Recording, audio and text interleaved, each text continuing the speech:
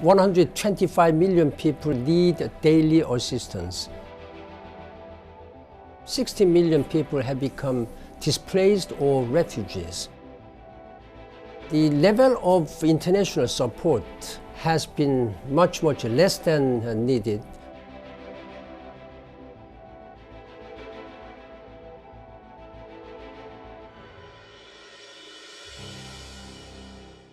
Hello and welcome to the special edition of the Newsmakers with me, Imran Garda. We're here once again for the second day of the World Humanitarian Summit in Istanbul as world leaders, NGOs and others trying to find better, innovative ways to manage and deliver aid to the millions of people who need it most. Earlier, I spoke to Jan Eliasson, who's the Deputy Secretary General of the United Nations, and I began by asking him what he would reply to those who say this summit is a waste of time. We proved them wrong by sending strong messages from this conference that we're going to do things differently in the future and as soon as possible.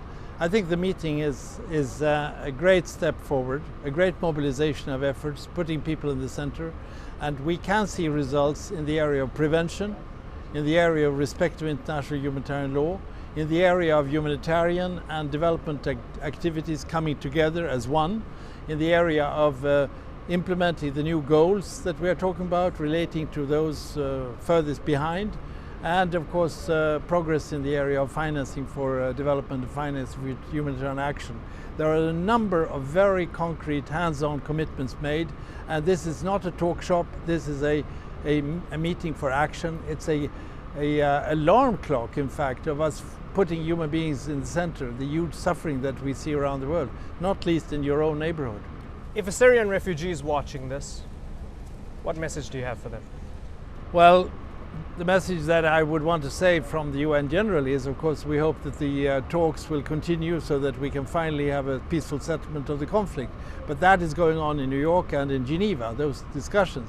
But what we discuss here is how we can better help people with humanitarian assistance, not only in Syria where the suffering is enormous, but also in the neighboring countries. I was in this country 6 weeks ago. I saw the situation at the border of Syria. You have done a great job taking care of so many refugees in the country, but we have enormous pressures on infrastructure here, Lebanon and Jordan. There are commitments made to make sure that we don't only give humanitarian assistance, but also help with infrastructure. This is one of the concrete aspects coming out of this meeting. We've seen schools and hospitals bombed, child soldiers being recruited in places like South Sudan. In the year 2016, does it feel like the entire global infrastructure, all these institutions, these things are just being disregarded and unraveling? Yeah, it's a good point. I feel myself that we live in a period of almost a competition of brutality. You see terrorists using methods that are unbelievable, and warfare, a complete neglect of respect of protection of civilians, and even not protecting hospitals and schools. And this is actually one of the reasons why this conference is so important, because one of the key takeaways from this meeting will be a call for and action taken for higher respect of international law. The price will be very high, not only in terms of public opinion, but in terms of actions taken by members to react against these steps. The Security Council in the UN, now there are measures taken to stop this trend. And I think you should be proud in Turkey that you are hosting this conference where we put the human being in the center and where we have a concrete plan of action ranging from prevention to financing for humanitarian development. You emphasize the point that we need to stop this negative messaging about migrants and that we need to celebrate diversity. But on the other hand, you have Europeans who are nationalistic, who feel Jan Eliasson, he's an elitist. He's sitting in New York, he doesn't understand what's going on right now. We look at what happened in Cologne on New Year's Eve. The very foundation of our societies is being threatened by people coming in. What would you tell these people who might have very legitimate concerns about their lives changing by migrants coming in? Well, first of all, I don't accept that I'm elitist. I come from a working class background. I lived my life very much out in the field. I'm a field person. I was out in the camps in your country. The closer I get to reality, the better I feel. So that's why my heart is. The first 3 words of the UN Charter is "We the peoples." That's what I work for. But I want to say that it's of course we have to have understanding for the problems in the communities that receive this massive numbers of refugees. Yes, I'm the first one to say that that is not an easy process, particularly if they come in great numbers at one time. So you have to have respect for the reactions of people and the political reactions to it which take place. But on the other hand, I think we need to have a more positive narrative from the point of view that in the longer term and even in the middle term, you have effects on economic growth that are positive, you have effects on demographic growth which are positive, you have the remittances, particularly from migrants and refugees to work, going back to their home country, which is twice the size of all official development assistance in the world. And then I claim, maybe too idealistically, that we must understand that our nation states build on diversity, the beauty of diversity. If we go the direction right now where fear-mongering is taking place and making people divide their population into different groups, then you have a division which goes very deeply into our societies and which questions the nation state hosting different groups, minorities, different religions, different cultures. And that I think we need to battle. And that's why also in the European context, as a former foreign minister of Sweden, that I say I'm concerned about the fear factor that leads to polarization and division and people who actually fish in rather murky waters. Very passionately put. Sir, thank you very much for joining us. Thank you. People here are also trying hard to prevent crises from developing in the first place, whether that's due to a conflict, an epidemic, or people losing their homes after a natural disaster. Francis Collings has more.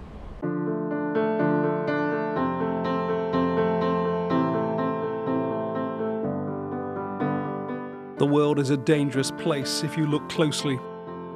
Climate change is altering landscapes. Armed conflict is moving borders. Refugees are influencing politics across many countries. Even the spread of the Zika virus is causing international concern. Last year, natural disasters alone affected nearly 100 million people, the hottest year on record, causing 22,000 deaths. More than 50 million people faced drought in 2015, a 40% increase on the year before. That's the bad news. The good news, according to the United Nations, is that much of this can be reduced given the right planning. It was agreed last year, a 15-year plan they've termed the Disaster Risk Reduction. We created the World Humanitarian Summit. The UN says there's plenty they can do. They praised the Philippines for its swift response to Typhoon Kopu last year. Early warning systems, clear evacuation points, pre-positioned aid in remote locations, all helped lessen the effect and the misery. But they make it plain a more equitable system of aid is required.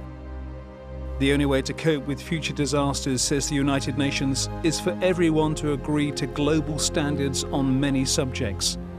And that includes the plight of refugees and reducing poverty across the world. Francis Collings, The Newsmakers. Earlier, I spoke to Robert Glasser. I asked him how it's possible to minimize risk when so many players are involved. It's a huge challenge. It's a bit like saying, how do you fight poverty in a country that's racked with conflict?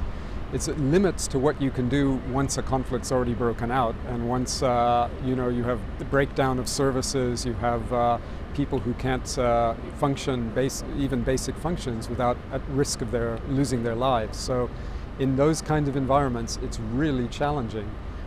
That's why, from our perspective, from the perspective of UN Office of Disaster Risk Reduction, it's really important to be engaged before conflict breaks out, to work on prevention of conflict, and even the factors that can contribute to the outbreak of conflict, like extreme weather and drought, food insecurity. Spell that out to me in a nutshell. How does extreme weather or even global warming lead to conflict? When we talk about the outbreak of conflict or war, the causes are always complex. But I can give you a few examples. If we look at the fighting in Darfur, Sudan, it was preceded by an intense drought that resulted in movement of pastoralists into Darfurian farmland. It wasn't the cause of the conflict, but it was a contributing cause. If we look at Syria, even the outbreak of the Syrian crisis, it was preceded by an unprecedented in modern times drought that led to tens of thousands of people moving from the countryside into cities. It wasn't the cause of the Syrian crisis, but it clearly contributed to that crisis, which has now had these ripple effects, including in Europe. Every time you have one of these reports come out saying desertification, etc., might have been one of the precursors to Darfur, or the fact that there was a drought and lack of food, etc. in Syria that might have been a precursor. There are those who say you're taking away the agency from the people who are killing other people. You're making excuses for them. How do you respond to that? Well, I respond to that by saying I would not want to take away that agency, because ultimately in conflict it is choices people are making early on. And there is tremendous injustice and violations of human rights, and a responsibility for governments to do whatever they can, of course, to avoid conflict and resolve conflict once it breaks out. But there are other elements involved in the causes of the conflict. Of course, there are cultural, religious elements often, there are issues over land and ownership, and linked to those things, and a contributing factor is environment as well. And with climate change, we're seeing the frequency and severity of drought, for example, in Africa, increasing, and this is going to lead to movement of people and is going to contribute to additional conflict. Why are we so short-sighted? Let me give you, say, 3 examples. Syria, South Sudan, Libya. Why couldn't we see the chaos coming? I think with disasters more generally, I think human beings are hardwired, first of all, to rapidly forget traumatic events, and secondly, to live in the moment rather than anticipate the future.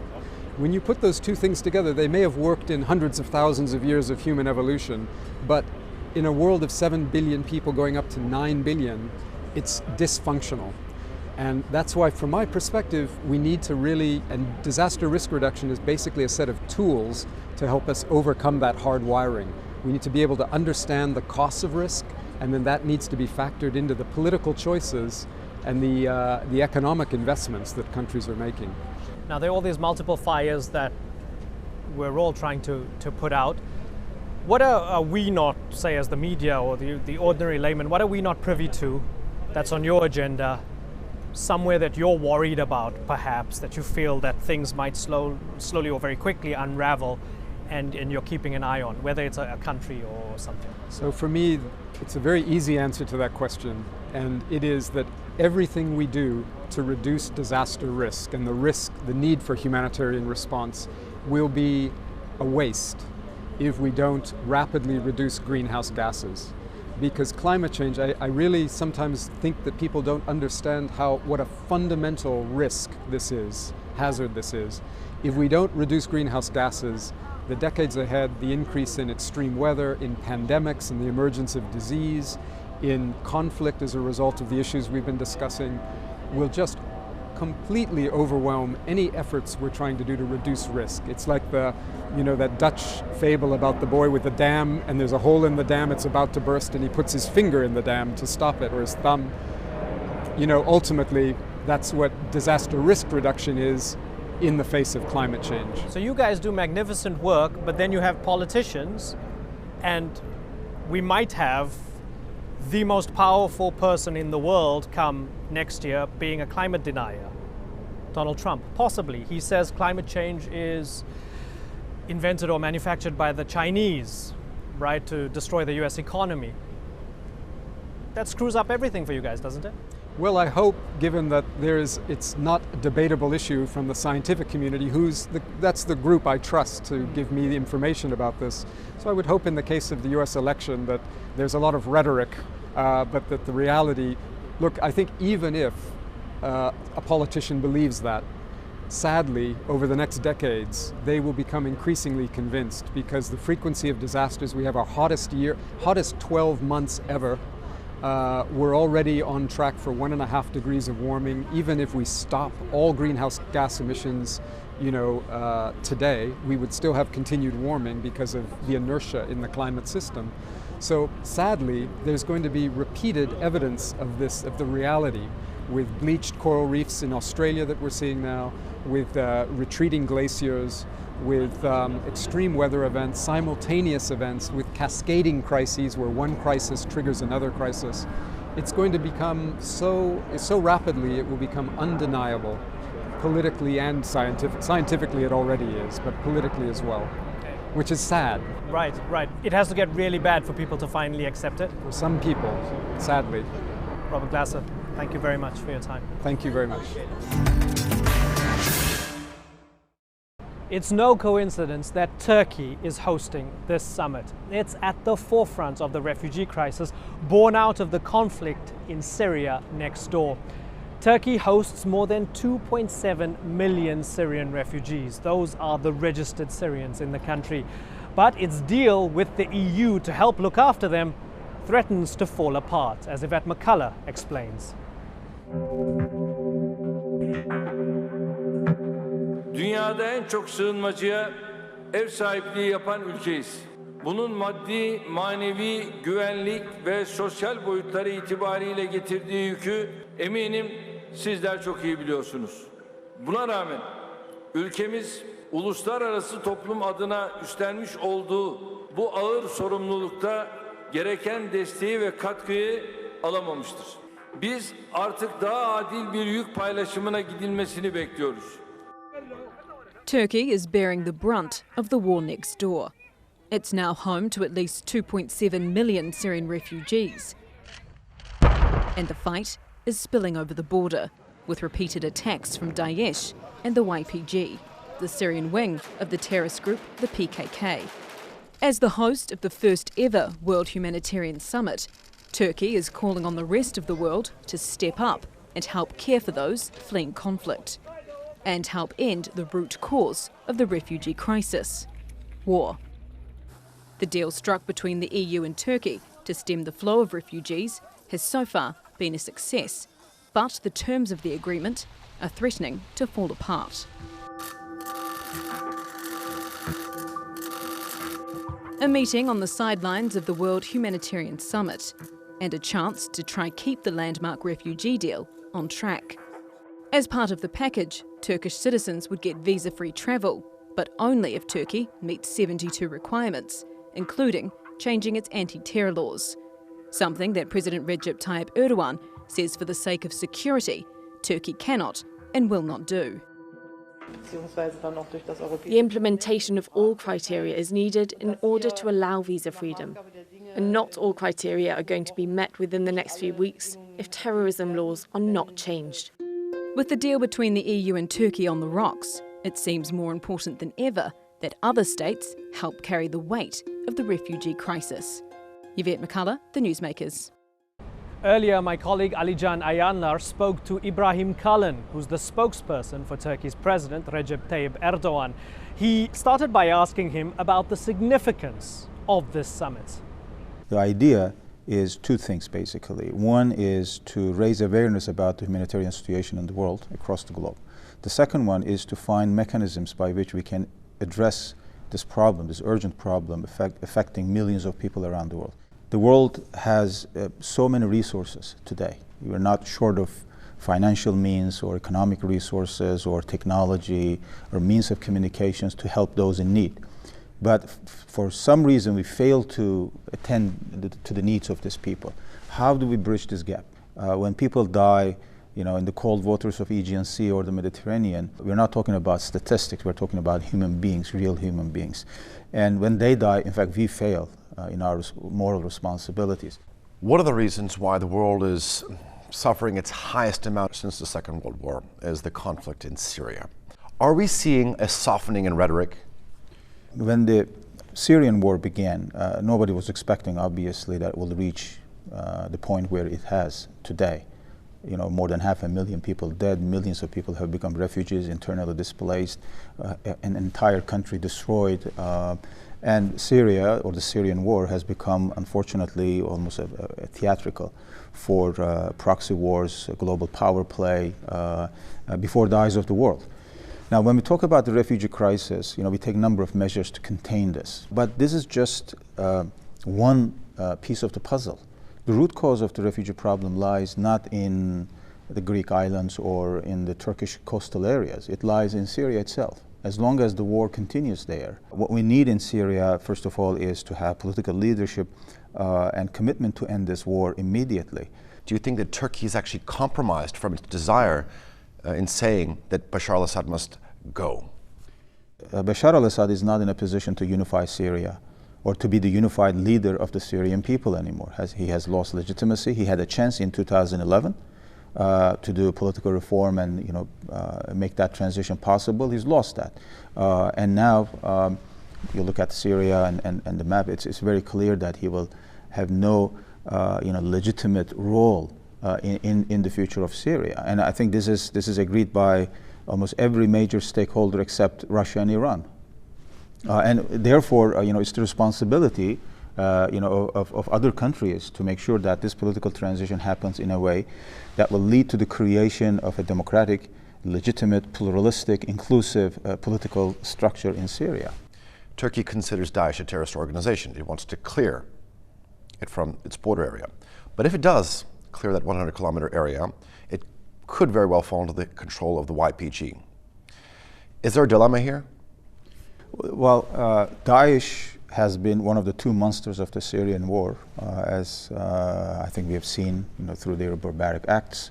And the fact that they do it in the name of Islam is even more horrible and inhuman, in the sense that it taints the faith of millions of people around the world, creates suspicions in the minds of many people, especially in the West. How much we are achieving in terms of degrading and destroying Daesh so far remains a question mark. And in many ways, the Assad regime, in fact, used Daesh as a tool, as an instrument to justify itself, saying that, you see, if I go, this terrorist will take over Syria. And they play this, propaganda game for a long time. And unfortunately, the international community allowed the Assad regime to play that. How disturbed is Turkey by the fact that the U.S. is not recognizing the YPG as a terrorist organization? It does recognize the PKK as an organization.